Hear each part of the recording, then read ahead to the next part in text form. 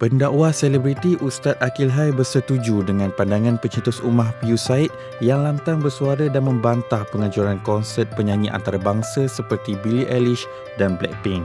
Kata Akil, dia tidak menolak hiburan, namun perlulah mengikut batas agama, terutamanya bagi umat Islam di Malaysia. Dah alang-alang kita jumpa Ustaz, kita nak bertanya mengenai industri hiburan kita sekarang ni. Orang kata dah dikotori lah, apalah sebagainya dengan kehadiran konsert-konsert pada barat, which is antaranya Billie Eilish, Justin Bieber dan mungkin yang terbaru daripada Rain, daripada Korea.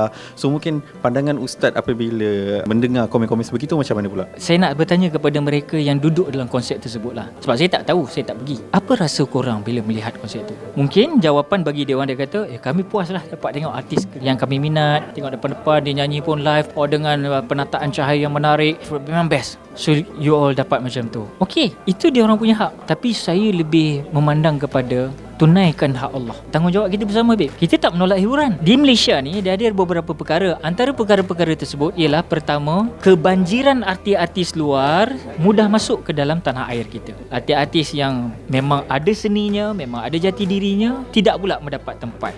Terkadang bukan tak ada langsung, terkadang. Tapi artis-artis luar dapat, dan artis-artis luar sudah tentu. Sekarang dunia tanpa sepadan. Orang akan khatam dengan artis-artis luar ni melalui YouTube, melalui internet, melalui Google, pencarian mereka tahu ni aku minat lah. Kena fikir apa yang dia bajai kepada anak-anak bangsa kita. Jangan ingat hukum soal tutup aurat, suruh kita jangan minum arak, jangan kita dedah, jangan dadah. Contoh bukan Allah nak menyusahkan kita, tetapi Allah nak bagi hukum mengawal kita supaya kamu tidak merosak. Saya tidak ingin meletakkan satu justifikasi kepada isu ini, tapi paling penting justifikasi Allah itu lebih tepat. Fikirkan bersama apa manfaat dia untuk ummah. Tak payah kita nak judge orang apa semua. Boleh fikir sendiri, kita dah matang. Malaysia dah 65 tahun menyambut kemerdekaan. Dah matang dah, 65 tahun umur dah. Takkan tak boleh fikir kan? Boleh fikir sendiri kan?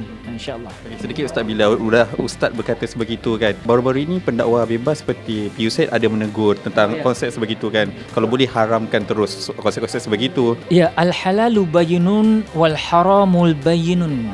Yang haram itu jelas nyata terang, yang halal jelas nyata terang. Cuma dalam soal kita bernegara, Malaysia ni dia masyarakatnya majmuk, agama yang berbeza, kaum yang berbeza-beza, ada pahaman pendapat, bangsa, lurah, bahasa, adat dia macam-macam. Jadi ini satu ujian bagi kita semua umat Islam khususnya, yang kita ada hukum yang mengawal kita. Jadi umat Islam dalam negara kita ini dan yang non-Muslim juga dalam negara kita kena hormat kepada tuntutan agama, dan tuntutan agama dalam agama itu sendiri. Dia agama persekutuan kita, dia diiktiraf agama rasmi Malaysia ni Islam, agama Islam.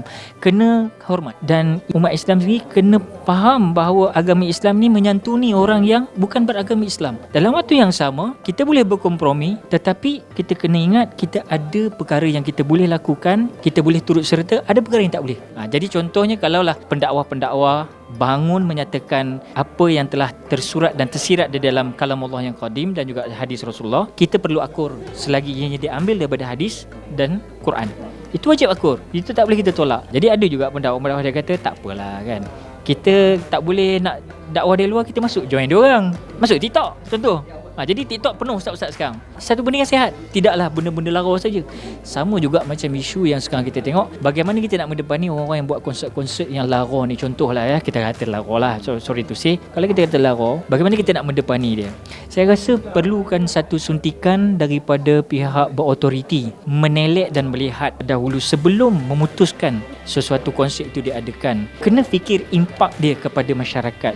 Sebab kita tak mau nanti pihak ni kata boleh, ulama' bangun, mengapa kau buat? Dah terang-terang dah. Dia bawa influence yang akan berdedahkan aurat, akan melibat terkinja-kinja, akan jadi anak kita jadi macam Korean, jadi sebagainya macam-macam lah.